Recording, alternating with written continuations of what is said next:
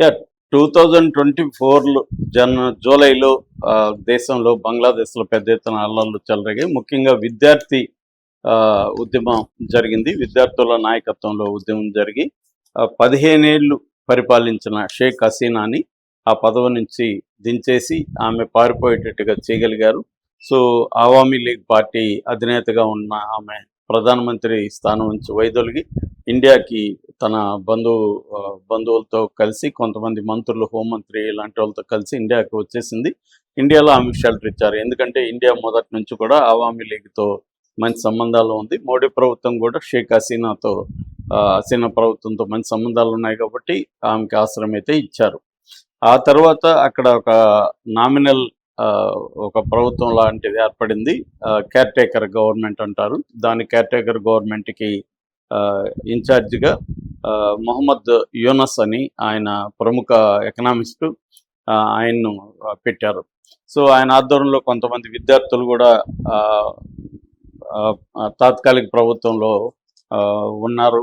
So ఎలక్షన్లు త్వరగా పెట్టాలనుకున్నారు కానీ దేశంలో రకరకాల అల్లర్లు కంటిన్యూగా అవడం, ముఖ్యంగా మత కలహాలు లాంటివి అక్కడ, అంటే మైనారిటీ మతాల మీద దాడులు పెరగడం, హిందువుల మీద, బౌద్ధుల మీద, తర్వాత క్రిస్టియన్ వాళ్ళ మీద దాడులు జరగడం, అట్లాగే స్టెబిలిటీని ముందు తీసుకురావాలి. అట్లాగే ఎకనామిక్గా కూడా బంగ్లాదేశ్ చాలా ఘోరమైన కండిషన్లో ఉంది కాబట్టి కొద్దిగా economic and political and security పరంగా స్టెబిలిటీని తీసుకొచ్చిన తర్వాత ఎలక్షన్లు పెడదామని చేశారు. మొత్తానికి నెక్స్ట్ ఇయర్ 2026 డిసెంబర్ 12వ తేదీన ఎలక్షన్లు డేట్ కూడా అనౌన్స్ చేశారు. అయితే ఈ లోపల మళ్ళీ బంగ్లాదేశ్లో అల్లర్లు చెలరేగాయి, ఎమర్జెన్సీ విధించారు. సో అసలు ఎందుకు ఇప్పుడు అల్లర్లు చెలరేగాయి, దీనికి కారణాలు ఏంటి? ఎందుకంటే వాళ్ళ ఎనిమి అవామీ లీగ్ పడిపోయింది. ఇప్పుడు ఎలక్షన్లో కూడా పోటీ చేయడానికి కూడా అవామీ లీగ్ పర్మిషన్ లేదు, బ్యాన్ చేశారు. కాబట్టి ఇప్పుడు హాయిగా వాళ్ళు అనుకున్న పద్ధతిలో ఎలక్షన్లు కండక్ట్ చేయొచ్చు కదా, ఎందుకు మళ్ళీ అల్లర్లు వచ్చాయి అనేది చూడాలి. సో దీనికి ప్రధాన కారణం అంటే షరీఫ్ ఉస్మాన్ హదీ అనే ఒక 32 ఏళ్ల విద్యార్థి నాయకుడిని చంపేశారు. సో ఈ విద్యార్థి నాయకుడు 12వ తేదీ ఢాకాలో ఒక ఆటోలో వెళ్తున్నాడు. తను కూడా కంటెస్ట్ చేస్తున్నాడు ఎలక్షన్లో. తనది ఒక సంఘం కూడా పెట్టాడు, పార్టీ లాంటిది, ఇంక్విలాబ్ మంచ్ దాని పేరు, అంటే విప్లవ ప్లాట్ఫామ్, అది రెవల్యూషనరీ ప్లాట్ఫామ్. దానికి అతను కన్వీనర్గా ఉంటున్నాడు ఇంక్విలాబ్ మంచ్కి.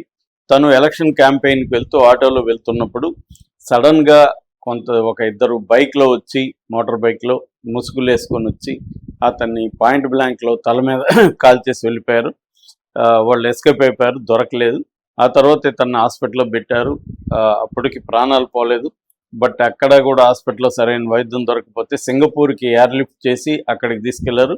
కానీ అతను 18న చనిపోయాడు.